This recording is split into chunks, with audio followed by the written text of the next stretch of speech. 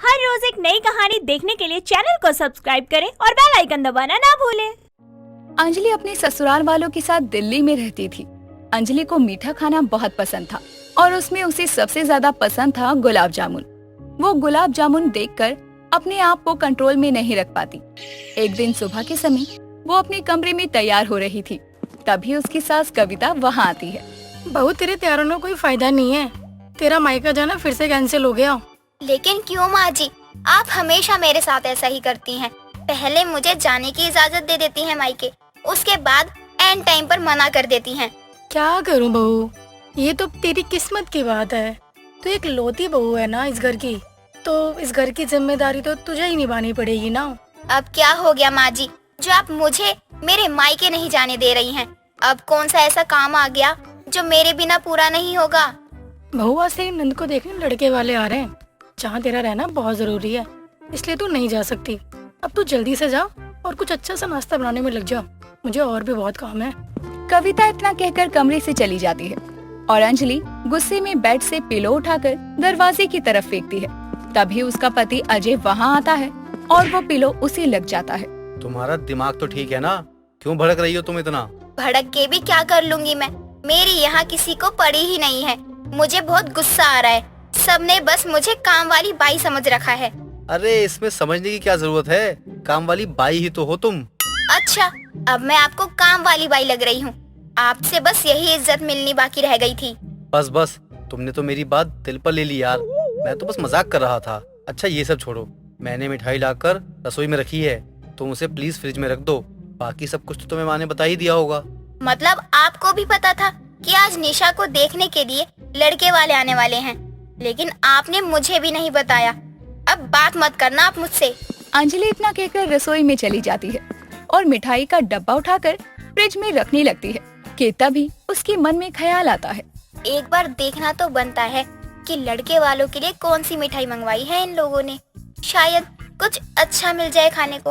अंजलि इतना कहकर मिठाई का डब्बा खोलती है और उसमें से अपनी पसंद के गुलाब जामुन देखकर उसे कंट्रोल नहीं होता और वो लगभग सारे गुलाब जामुन खा जाती है। तभी उसे लड़के वालों के आने की आवाज सुनाई देती है। वो जल्दी से मिठाई का डब्बा फ्रिज में रखकर नाश्ता बनाने में लग जाती है। कुछ देर बाद कविता वहाँ आती है और गुलाब जामुन की चाशनी पर उसका पैर पड़ जाता है। छी, ये चाशनी कैसे जमीन पे गिरी हुई है? तूने मिठाई का डब्बा खोला था क्या? माँ जी तो हमेशा मेरे पीछे ही पड़ी रहती है। नहीं नहीं माँ जी, मैंने मिठाई देखी तक नहीं है। हो सकता है मिठाई का डिब्बा ठीक से पैक नहीं होगा और फ्रिज में रखते हुए गिर गया हो। हाँ, हो सकता है। खैर तू ये सब छोड़, लड़के वाले आ गए हैं। पहले तू मिठाई लेकर बाहर रख दे, उसके बाद निशा को लेकर नीचे आ जा। हे भगवान, अगर माँ जी को पता चल गया कि मैंने एक मिठाई का डिब्बा साफ कर दिया खाकर, तो ये मेरी जान ले लेंगी। एक काम करती हूँ, जो है वही लेकर चलती हूँ। जी माँ जी, आप चलिए, मैं अभी लेकर आती हूँ। कविता के जाने के बाद अंजलि मिठाई को ट्रे में सजाकर सबके लिए बाहर लेकर आती है और चुपचाप टेबल पर रखकर अपनी ननद निशा के कमरे में उसे लेने के लिए चली जाती है। सॉरी निशा, आने में देर हो गई। लड़के वालों को मिठाई पानी देने में लग गई थी। कोई बात नहीं भाभी, लेकिन ये तो बताइए कि आपने लड़के वालों को देने के लिए गुलाब जामुन बचाया या सारा साफ कर दिया? ये क्या बोल रही हो तुम निशा? तुमने मुझे कब देख लिया गुलाब जामुन खाते हुए? भाभी, आप गुलाब जामुन की इतनी भूखी हैं, ये घर में सबको पता है। और आज तो मैंने आपको रंगे हाथों पकड़ लिया था रसोई में, जब आप गपागप गुलाब जामुन खा रही थी। इसलिए पूछा कि लड़के वालों के लिए भी गुलाब जामुन छोड़ा है आपने या नहीं। निशा प्लीज, ये बात माँ जी को मत बताना, वरना वो मुझे फिर गुलाब जामुन की भूखी बहू बोलकर ताने मारेंगी। अच्छा ठीक है, नहीं बोलूंगी भाभी। अब मुझे नीचे तो लेकर चलिए या लड़के वालों के जाने के बाद मुझे लेकर चलोगी? थोड़ी देर बाद अंजलि निशा को लेकर लड़के वालों के सामने आती है। सभी बैठकर आपस में बातें कर रहे थे और अंजलि की नजर गुलाब जामुन पर टिकी होती है। थोड़ा इंतजार करने के बाद वो एक गुलाब जामुन का पीस उठाकर खा लेती है और सभी उसे देखने लगते हैं। आप लोग ऐसे क्यों घूर रहे हैं? खाने की चीज है, इतनी देर से रखी हुई है, कोई शुरुआत करने का नाम ही नहीं ले रहा है। मैंने सोचा मैं ही शुरू कर दूं। हाँ बहू, सही किया तूने। लगता है तू गुलाब जामुन की कुछ ज्यादा ही भूखी है, तभी तुझसे गुलाब जामुन देखकर कंट्रोल नहीं हुआ। हाँ आंटी, मुझे मिठाई में सबसे ज्यादा गुलाब जामुन बहुत पसंद है। उसको देखकर मुंह से कंट्रोल ही नहीं होता। वो तो मैंने देखा बहू अभी, जब तुम एक के ऊपर एक गुलाब जामुन के पीसेस खाए जा रही थी और खाते खाते सारी प्लेट साफ कर दी। अपनी बहू की ऐसी हरकत देखकर कविता को बहुत गुस्सा आता है। मेहमानों के जाने के बाद कविता अंजलि को बहुत सुनाती है, लेकिन अंजलि पर कविता की बातों का असर नहीं होता। उसे जहाँ गुलाब जामुन दिखता वो सब भूलकर खाना शुरू कर देती। समय बीतता है और राखी का त्योहार आ जाता है। तभी अंजलि का भाई गुलाब जामुन लेकर उसके घर आता है। गुलाब जामुन का डब्बा देखते ही वो उसे लेकर बैठ जाती है। तभी कविता वहाँ आकर उसका हाथ पकड़ लेती है। अरे मेरी गुलाब जामुन की भूखी बहू, थोड़ा तो सब्र कर ले। तेरा गुलाब जामुन लेकर कोई भाग तो न जाएगा।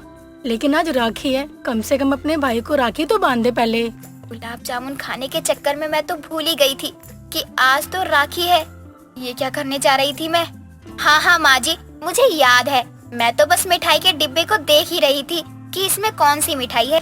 आज तक तूने कभी माना है कि तू मेरी गुलाब जामुन की भूखी बहू है? जो आज मानेगी तेरे घर से मिठाई आई है और तेरे लिए ही आई होगी, इसमें जानने वाली भी कोई बात है क्या? जाने दीजिए मम्मी जी, ये बचपन से ही ऐसी है। जहाँ गुलाब जामुन देखती है बस खाना शुरू कर देती है।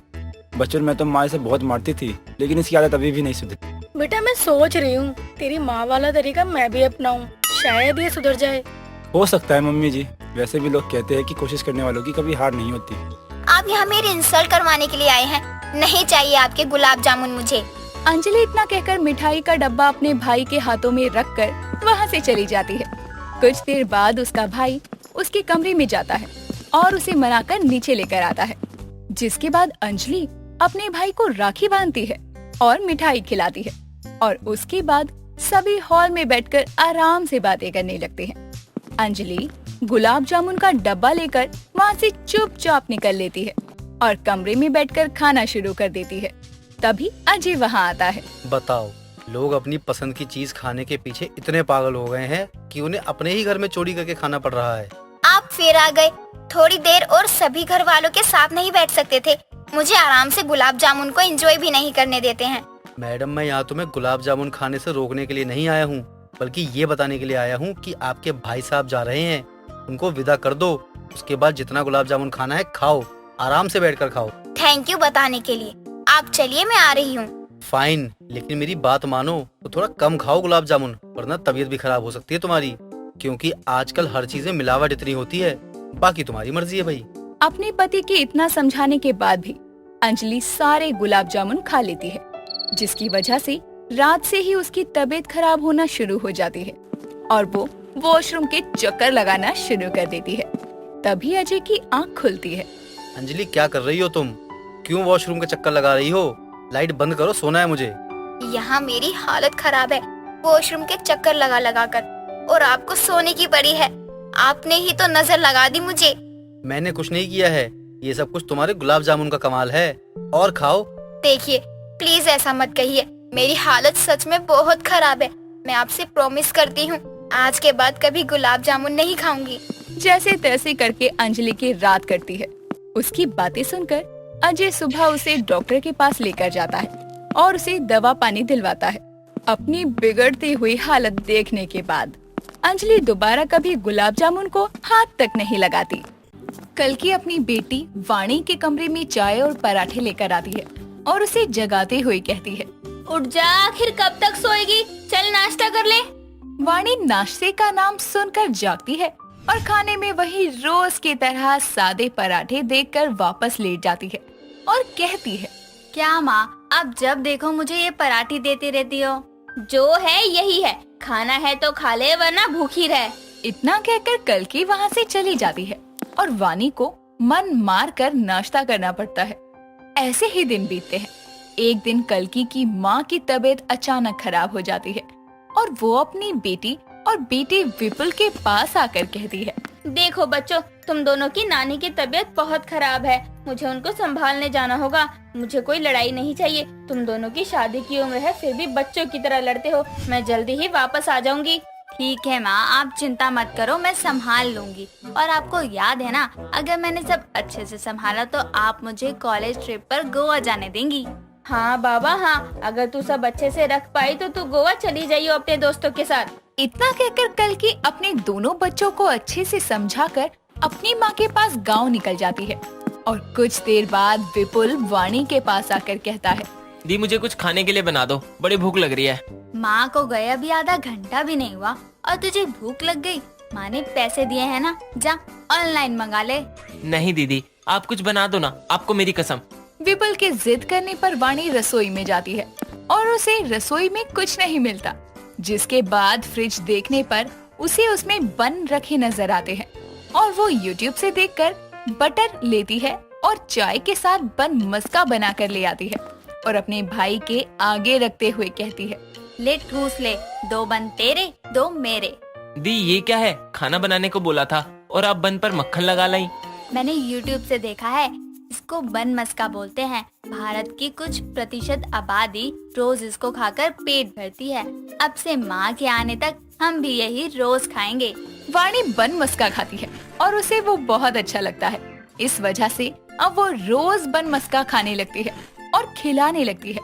उसी दिन रात के समय वाणी आलसी होने के कारण बाहर से सब्जी ऑर्डर करती है और अपने भाई के आगे रात के खाने में सब्जी और बन मस्का रखती है, जिसे देखकर विपुल कहता है, ये क्या है दीदी, आपने सुबह भी मुझे बन मस्का खिलाया और अब रात के खाने में भी वही दे रही हो। अरे बस करो, वरना आप इतना मक्खन खा खा कर और फैल जाओगी। कम बोल, जो मिल रहा है ना खा ले। अब नहीं आता मुझे खाना बनाना तो मैं क्या करूँ? जो मिल रहा है ना खा ले चुपचाप। तो माँ के आगे क्यों बोला कि आप सब संभाल लोगी? अब क्या गोवा जाने के लिए भाई की बलि दोगी? ये सुनकर वाणी विपुल की आंखों में घूर कर देखने लगती है और विपुल चुपचाप बन मस्का खाता है। अब ये रोज का था। वाणी रोज विपुल को बन मस्का बनाकर खिलाती रहती और खुद भी खाती। ये रोज खा खा कर विपुल बहुत परेशान और कमजोर होने लगा था। एक रात जब विपुल सो रहा था तो वो सपने में देखता है कि उसकी बहन उसको कुर्सी से बांधकर जबरन बन मस्का खिला रही है और ये देखकर वो चिल्ला कर उठता है और पसीने पसीने होकर कहता है, इस बन मस्का खाने वाली और बनाने वाली का मुझे कुछ तो करना होगा, वरना माँ के आने तक ये मेरा अजीब सा सपना सच न हो जाए। इतना सोचकर विपुल उठ जाता है और आधी रात को रसोई में जाकर सारे बन को पानी में भिगो देता है और मस्का यानी बटर को कचरे में डालकर सो जाता है। और जब अगली सुबह वो नाश्ता करने आता है तो नाश्ते में बर्गर देखकर कहता है, आज सूरज किस दिशा से निकला है? ये बन मस्का की जगह बर्गर कैसे? सूरज छोड़, तुझे क्या लगा कि तू बन भिगो कर मस्का फेंक देगा तो बन मस्का नहीं मिलेगा खाने को? ये भी बन मस्का ही है, बस थोड़ा पानी के स्टाइल में। इस बर्गर में बन भी यूज हुआ है और मस्का भी, और बाकी टिक्की खीरे टमाटर जो भी। तू भी क्या याद रखेगा? जा ऐश कर। ये बन मस्का खाने वाली तो मुझे मार कर ही छोड़ेगी। एक आइडिया है, इसको ही मस्का लगा कर देखता हूँ। दी, मैं क्या सोच रहा था, कल तो माँ आ ही जाएंगी, तो आज रात आप और मैं कहीं बाहर खाना खाने चले। वहम में मत रह विपुल, माँ नहीं आएगी अभी 1 हफ्ता और। माँ का कॉल आया था कि वो आ रही हैं, तो मैंने बोल दिया कि मैं रख तो रही हूँ आपके घर और आपके लाडले का ख्याल, आप आराम से आना। और रही रात को खाने पर बाहर चलने की बात, तो चल लेंगे। इतना कहकर वाणी भी नाश्ता करके अपने कामों में लग जाती है और विपुल परेशान हो जाता है। रात को वो दोनों एक होटल में खाना खाने जाते हैं और विपुल मेन्यू देखकर वेटर से कहता है, वेटर, 1 प्लेट तंदूरी चिकन, 1 कढ़ाई चिकन और तंदूरी रोटी ले आओ विद एक्स्ट्रा मक्खन बाउल में। जी सर, और कुछ लेंगे आप? और मैडम, आपको कोई एक्स्ट्रा ऑर्डर? आपके यहाँ पर बन मस्का मिलेगा? बाय गॉड, चिकन के साथ तो मस्त लगेगा। सॉरी मैम, वो तो नहीं है, ये बस सुबह के नाश्ते में होता है हमारे पास, इस समय तो नहीं होगा। जिसके बाद वेटर वहाँ से चला जाता है और वाणी की बात सुनकर विपुल अपना माथा पकड़ लेता है। जिसके बाद जब उनका ऑर्डर आता है तो विपुल बोलता है, माफ करना दीदी, इस होटल में तो आपका बन मस्का नहीं मिला। खैर, जो मिल रहा है खा लो। ऐसे कैसे? प्यार करने वाले और खाने वाले तो रास्ता निकाल ही लेते हैं। देख, मुझे पता था यहाँ बन नहीं मिलेगा, तो मैं घर से ही बन के 3-4 पीस ले आई थी। सही है ना? इतना कहकर वाणी अपने बैग में से छुपाया हुआ बन निकालती है और विपुल के मंगाए एक्स्ट्रा बटर को उस पर लगाकर चिकन के साथ मजे से खाने लगती है। और उसे ऐसा करते हुए देखकर विपुल घबरा कर कहता है, मेरी बन मस्का खाने वाली दीदी, क्यों मेरी नाक कटवा रही हो? आप जानती हो ना, यहाँ आउटसाइड फूड अलाउ नहीं है। आउटसाइड कैसे? इनसाइड है, पर से निकाला है। कोई नहीं देख रहा, खाने दे। तू ये क्या तंदूरी रोटी खा रहा है? थोड़ी देर में ये इतनी टाइट हो जाती है। ये देख, ये बन कितना सॉफ्ट है और मस्का लगा कर तो जैसे मुंह में घुल ही जाएगा। वाणी इतना कहकर विपुल के मुंह में भी बन मस्का ठूसने लगती है और वाणी को ऐसे आउटसाइड फूड खाते हुए और खिलाते हुए वेटर देख लेता है और उसके पास आकर कहता है, माफ करना मैम, आप ये आउटसाइड फूड नहीं खा सकते, होटल में ये सब अलाउ नहीं है। वेटर के लाख कहने पर भी वो नहीं मानती, जिसके बाद होटल का मैनेजर आकर उन दोनों को होटल से बाहर कर देता है। और ये सब होता देखकर विपुल को बहुत बुरा लगता है और वो बिना अपनी बहन से कोई बात करे घर आता है। ये सब देखकर वाणी को भी बहुत बुरा लगता है और वो अपने कमरे में जाकर सो जाती है। और अगली सुबह वो अपने भाई के लिए नाश्ता बनाकर टेबल पर लगाती है और भाई आकर कहता है, निकालो अपना बन मस्का और ठूस दो मेरे मुंह में, और ना खाऊं तो कुर्सी से बांध कर ठूस देना। मैंने मस्का तो लगाया है, लेकिन बन पर नहीं, पराठों पर। आजा खा ले, तेरी पसंद के आलू के पराठे बनाए हैं खुद। ये सुनकर वाणी उसे पराठे परोसती है, लेकिन वो पूरी तरह से जले हुए थे क्योंकि वाणी को तो खाना बनाना आता ही नहीं था। लेकिन विपुल उन जले पराठों को देखकर भी खुशी के आंसू बहाने लगता है और पराठे खाने लगता है और अपनी बहन को उसकी रात की हरकत के लिए माफ कर देता है कि तभी दरवाजे पर उनकी माँ कल की आकर कहती है, सही है, लगता है अब तुम दोनों को माँ की जरूरत नहीं है। सही लगे पड़े हो दोनों, कितने प्यार से साथ में नाश्ता कर रहे हो। नहीं माँ, ऐसा नहीं है। आप आ गई, आओ बैठो, मैं आपके लिए चाय लेकर आती हूँ। इतने आप पराठे खा लो। अरे ये जले हुए पराठे खाऊं? और विपुल तू इन पराठों को इतने प्यार से क्यों खा रहा है? रहने दो माँ, ये पराठों का असली स्वाद आप नहीं समझोगी। मुझे मेरे पराठों के साथ अकेले रहने दो, मैं इनको बहुत प्यार करता हूँ। छोड़ इसे, क्या जले पराठे खा रहा है? पेट खराब हो जाएगा। ये ले, इसमें बन और बटर है, जा बन मस्का बना कर ले आ मेरे और विपुल के लिए। ये सुनकर विपुल की सांसें अटक जाती है और वो एकटक अपनी बहन को देखने लगता है। वाणी भी प्यार से वो थैली लेकर बन मस्का बनाने रसोई में चली जाती है। अब कितने दिन तक विपुल और बन मस्का खाएगा ये तो भगवान ही जाने, लेकिन वाणी की बन मस्का खाने की आदत कभी जाएगी ही नहीं, ये तय है। दोस्तों, अगर आपको ये कहानी पसंद आई तो इसे लाइक करें, शेयर करें और कमेंट करके बताएं कि कहानी में आपको सबसे अच्छा क्या लगा।